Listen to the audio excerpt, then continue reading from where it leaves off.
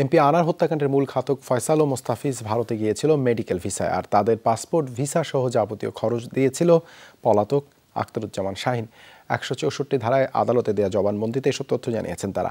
ঢাকা মহানগর গোয়েন্দা পুলিশ প্রধান জানান, বাংলাদেশে গ্রেপ্তার 7 জনের মধ্যে 6 জনই দায় স্বীকার করে জবানবন্দি দিয়েছেন।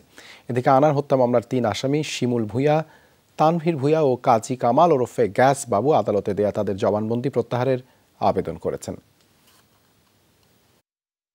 এমপি আনার হত্যায় জড়িত 2 আসামি ফয়সাল ও মুস্তাফিজকে সম্প্রতি চট্টগ্রাম থেকে গ্রেপ্তার করে ডিবি। অধিকতর জিজ্ঞাসাবাদের জন্য তাদের নেওয়া হয় রিমান্ডে। কয়েকদিন পর আদালতে স্বীকারোক্তিমূলক জবানবন্দি দিতে রাজি হয় তারা। জবানবন্দিতে তারা জানান, পাসপোর্ট ভিসা থেকে শুরু করে তাদের ভারতে যাওয়া আসার সকল খরচ এবং প্রয়োজনীয় কাগজ করা হয় পলাতক আখতারুজ্জামান শাহীনের তদারকিতে।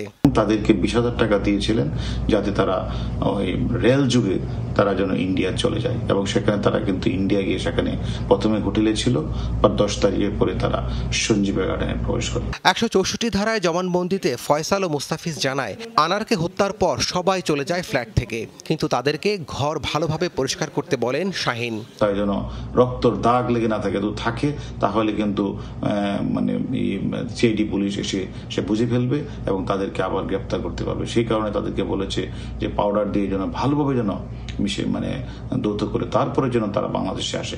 এদিকে আনার হত্যার ঘটনায় আদালতে দেয়া 3 আসামির স্বীকারোক্তিমূলক জবানবন্দি প্রত্যাহারের আবেদন করা হয়েছে। তারা হলেন কিলিং মিশনে নেতৃত্ব দেওয়া শিমুল ভূঁইয়া, তার ভাতিজা তানভীর ভূঁইয়া ও ঝিনাইদহ আওয়ামী লীগ নেতা কাজী কামাল ওরফে গ্যাস বাবু।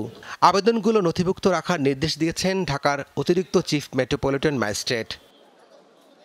এছাড়া সেলেস্তি রহমানের জামিন আবেদন নামঞ্জুর করা হয়েছে। এদিকে হত্যার উদ্দেশ্যে অপহরণ মামলার প্রতিবেদন দাখিলের জন্য 8 আগস্ট দিন ধার্য করেছেন আদালত। রাব্বি সিদ্দিকী, যমুনা নিউজ, ঢাকা।